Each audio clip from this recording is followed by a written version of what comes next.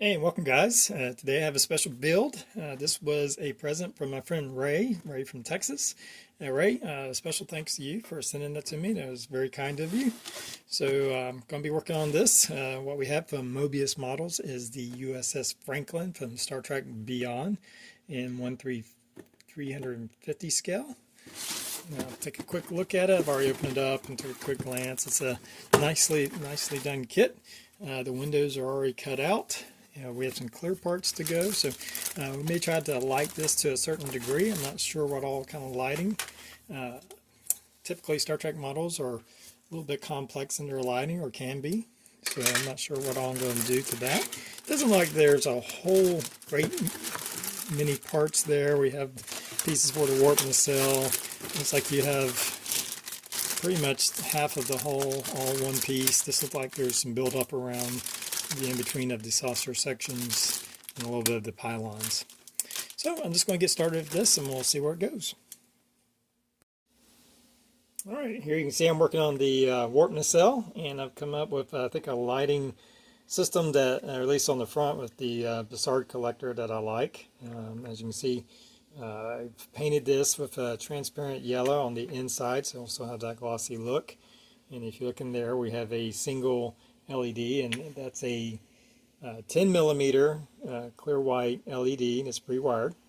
It just runs out through there. And what I did is I cut out just a circle of styrene, kind of like this, without those little holes.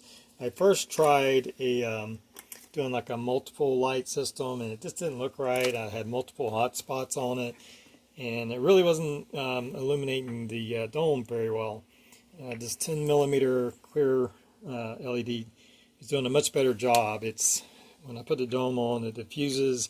You don't really get a hot spot because it's far enough back that the light kind of fills the whole dome. Now we still have to put in a few parts. There's another clear part that goes inside there, and then there's the spinners that still have to be painted. So you'll see some of that in there, but overall I think that's going to look nice and bright and have a nice effect to it. And it's also fairly simple. And I just cut out a piece of styrene like this. It's mounted to, I cut a hole right in the center, mount my LED to that, and then it's glued into place kind of right in here. There's a nice space. There's actually like a little lip on the inside that it'll rest against, so it worked out pretty well. So I have to add in a light for the back. There's another clear piece right in here, and that will go in there. So we'll put another LED right here, and then that'll be our lighting system. Alright, here you see I'm working on the warp nacelle. It's painted up in its base color, and you see I got the lighting effect going on. Now right now I'm trying to decide on what kind of lighting effect I'm going to use, and to facilitate that I have these switches right here I bought off eBay. I'll try to include a link on those. But you just hook this in line between the battery and the LED, and then you have these options on here for the light, the speed, and the mode, and that'll adjust the blinking or flickering effect. And you get a lot of options. You can change the speed of the different effects. I think I'm leaning toward more of a slower pulsating kind of flashing. I wanted it to give life to the engine, but not so flashy that it kind of looks like a disco ball kind of thing. For the base coat, as you see right now, it's just kind of an aluminum color, and all I'm using on that is Rust-Oleum's metallic aluminum. I find with these metallic paints like this, metallic aluminum, it goes on pretty well. I didn't even prime it. I just sprayed it straight onto the plastic. There was some light blocking inside where the LED was at. And the reason I'm not too worried about it is this is going to be a heavily weathered ship, so the base coat is going to go through a lot of transformations. It's going to have rust, and hopefully rust and some darker areas and weathering, things of that nature. So not too worried about the base coat on that. And this sprays on really nicely, goes on well. And so pretty pleased with how that looks. Like I said, it's going to go through a lot of changes once we get all the final weathering, detail painting, stuff of that nature on it. So just working on figuring out what I want to do as far as lighting. And what I'll do is I'll hook the power up, and this will be inside the ship. Now once I set it, since it's going to be inside, I won't be able to change it any further.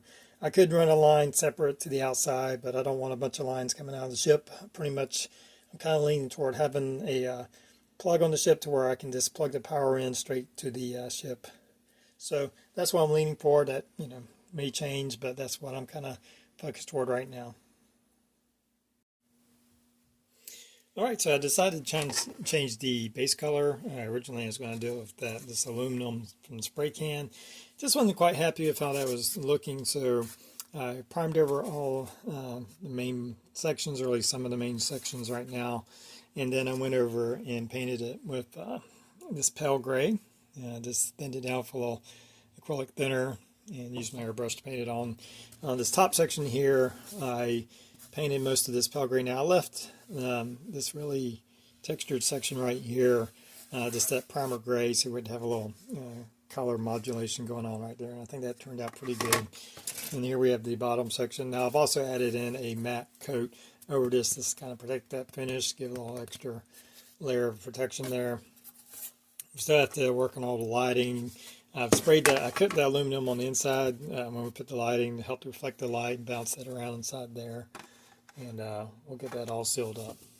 So just trying to get this all done, debating on whether I should go ahead and work on weathering before I try to assemble, and I still have to figure out how I'm going to do the wiring for the lighting in the base. Alright, as you can see here, I'm just worked a little bit on the weathering. Now I'm not done, but I wanted to go ahead and kind of get in an idea of how I'm going to do all this. And basically I've decided to just do a lot of it with some dry pastels and some very fine brushes. Just dusting it on. Now I did put a light clear coat to lock it in place. But I'm just using a couple different colors of kind of oranges and yellows and some reds mixed together to kind of give it that rust effect. I'm pretty pleased with how that's coming out.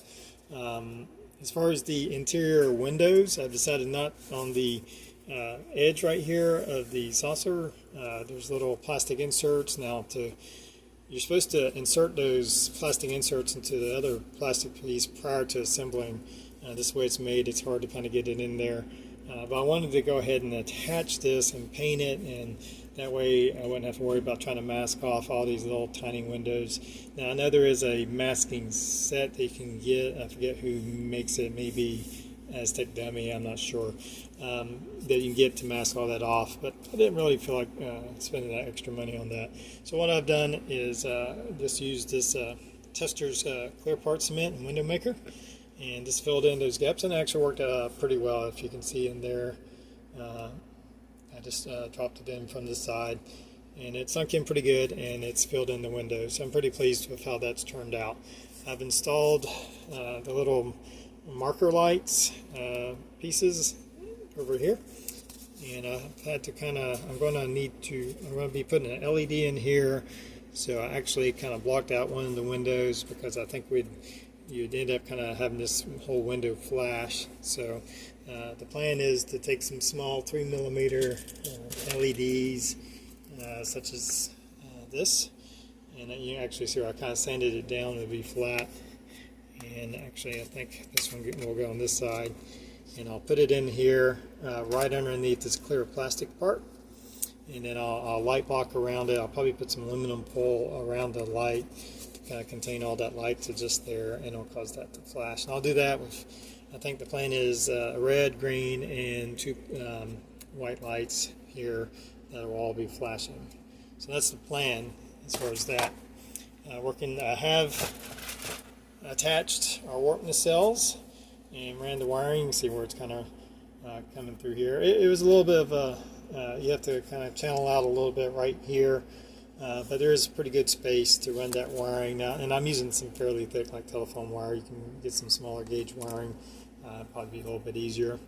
I get bunches of this really cheap, that's why I tend to use that. And but yeah, it's a little bit, you have to attach the two parts of the struts here. There's another back strap that goes on, and then there's a two-piece connecting part right that kind of straddles in here. So I've already kind of primed over it to see where I need to work on some of the detail, but it went on, with a little work it did get attached. I'm pretty happy how that's coming out. I got my wiring. The green tape is up. I did use the clear plastic windows on this section. They just insert in, and then I used that clear windows glue to attach that on there. So I'm going to be doing a lot of painting and stuff. That's why I'm covering this section up. So it's getting there. I'm going to be working on getting all the lighting in here. I have to attach some white lights in here. I'm going to be probably using some strip lighting. What I'm thinking about doing is run some strip lighting along this section right here. Kind of a nacelle section that will run it kind of that half circle, and hopefully that will illuminate the disc. And then we'll have our strobe lights, and of course our Wharton nacelle lights. We'll have to put our effect.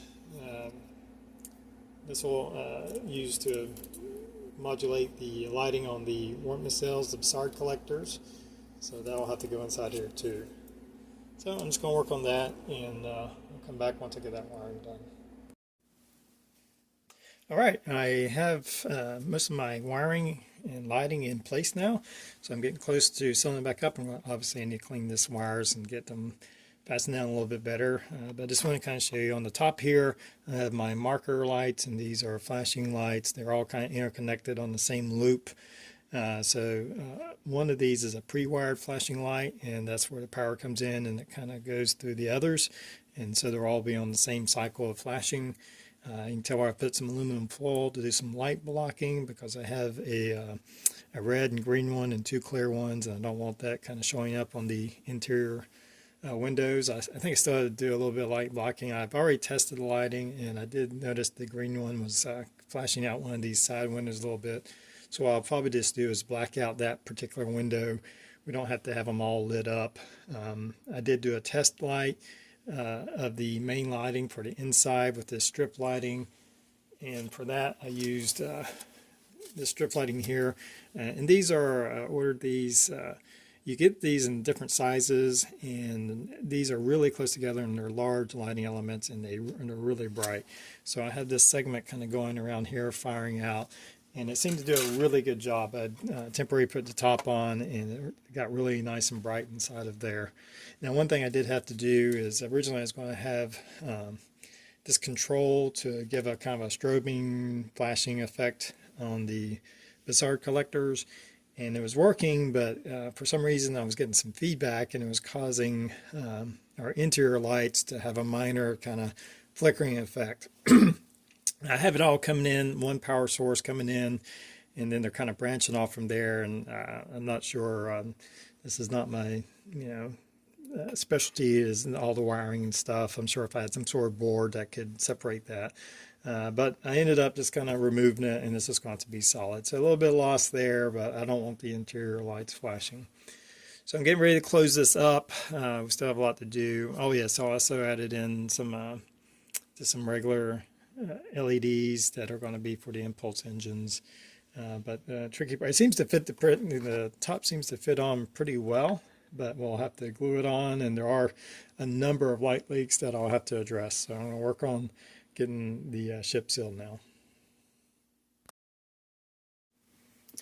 Alright, as you can see, I've done all my base coat on the back side of it, and I've also added in some striping, and I had to mask all this off. Took quite a bit to mask that off, a little bit of time, and had a lot of angles and round shapes, and just the way it kind of came back into that. So it took a little bit to get that masked off, and then I just painted with some flat Vallejo red.